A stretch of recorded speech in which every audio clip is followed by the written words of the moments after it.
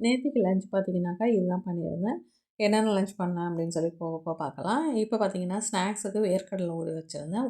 வேர்க்கடலை பார்த்தீங்கன்னா, எங்கள் வீட்ல எல்லாருடைய ஃபேவரட் ஸ்நாக்ஸ்ன்னு சொல்லலாம்.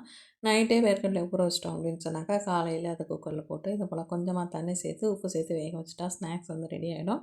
ரொம்ப ஹெல்த்தியான ஸ்நாக்ஸு கூட. அதோட எல்லாருடைய ஃபேவரட்டான ஸ்நாக்ஸும். சாதம் இந்த பக்கம் வச்சுட்டேன். இப்போ வேர்க்கடலையும் வேக வச்சிருக்கேன். உங்க வீட்ல வேர்க்கடலை ஸ்நாக்ஸ் வந்து யாருக்கெல்லாம் பிடிக்கும் அப்படின்னு சொல்லி கமெண்ட் பண்ணுங்க. அதோட பார்த்தீங்கன்னாக்கா, லஞ்சுக்கு கருவேப்பிலை சாதமும், தேங்காய் சாதமும் பண்ணலாம் அப்படின்னு சொல்லி ஐடியா பண்ணியிருக்கேன். ஏன்னாக்கா, கருவேப்பிலை சாதம் மட்டுமே பண்ணா அதுவும் வந்து கொஞ்சம் போர் அடிக்கிற மாரி இருக்கும். ஸோ, எக்ஸ்ட்ராவா கொஞ்சமா வந்து தேங்காய் சாதம் பண்ணிக்கலான்னு. கருவேப்பிலை சாதத்துக்கு கடாயில கொஞ்சமா சீரகம், உளுந்து, கடலப்பருப்பு அதோட க்ளீன் பண்ணி வச்சுருக்க கருவேப்பிலையும் சேர்த்துட்டு, நல்லா அத ஆற வச்சு பவுடர் பண்ணிக்கிறேன். இங்கே தேங்காய் சாதத்துக்கு தாளித்து கொட்டிட்டேன். இங்கே சைட் டிஷ்ஷும் ரெடி ஆயிட்டுருக்கு. தேங்காய் எண்ணெயில கொஞ்சமா வந்து கடுகு, வேர்க்கடலை, காஞ்ச மிளகாய், கருவேப்பிலை எல்லாம் போட்டு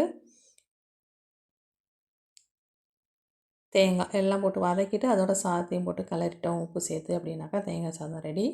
அதே போல் கொஞ்சமா நல்லெண்ணெய் சேர்த்துட்டு கருவேப்பிலை சாதத்துக்கு அதோட கடுகு, காஞ்ச மிளகாய், அதோட கொஞ்சமாக வந்து முந்திரி பருப்பு சேர்த்துருக்கேன். சேர்த்துட்டு சாதத்தையும் போட்டு உப்பு சேர்த்து நல்லா அந்த நம்ம வறுத்து வச்ச பொடி எல்லாம் போட்டு கிளறிட்டோம் அப்படின்னு சொன்னாக்கா, சூப்பரான ஹெல்த்தியான கருவேப்பிலை சாதமும் நமக்கு வந்து ரெடி ஆகிடுச்சு.